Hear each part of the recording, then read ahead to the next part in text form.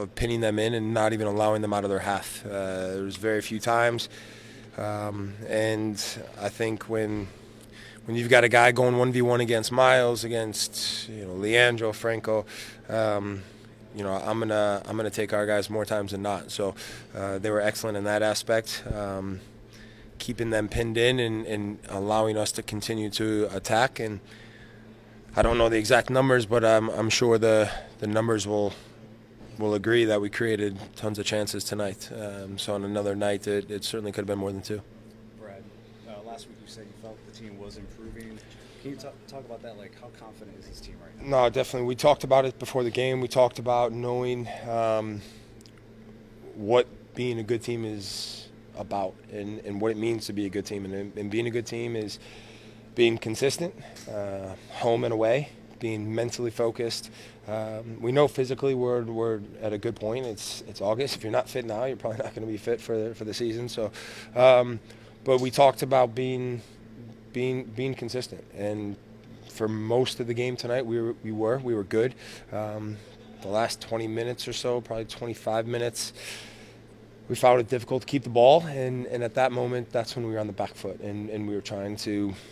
You can say hold on. We still created probably 2 or 3 chances and could have put the game to bed. But listen, they're a good team. They're entitled to have the ball as well. And so, if you look at the teams that they've played and the possession and the percentage of possession that they've had against teams, and then what we were able to do tonight, overall is a good performance, and we'll keep this thing going. Sets the consecutive game scored streak. What record doesn't he have now? Jeez. Can you talk again about how consistent he is just for you guys every game? Yeah, he's huge. We're probably a bit spoiled. The ball goes in the box and you just expect him to pop up and score from whatever angle. However difficult the pass is, the ball is. His first goal is world class. His ability to have separation in the box. And then to get power behind the header to beat Sean, that's a fantastic finish, and obviously we all know what he does from the penalty spot. So, fair play to Joe. I've always said he's huge for our team, and he showed it once again tonight.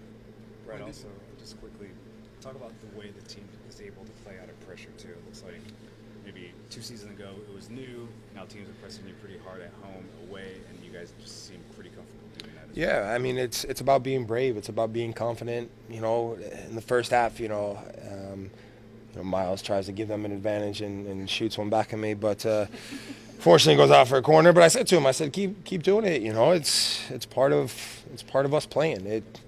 Mistakes will happen. Not the end of the world. We believe in ourselves. We believe in each other, and so those things will happen.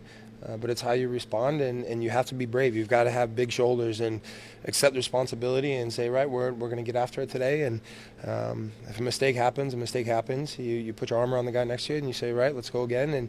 And he was great for us. And so, in terms of us being able to play out of pressure, when teams press us, we're confident that we'll be able to get out of pressure. But not only get out of pressure, go 80 yards the other way and create a chance.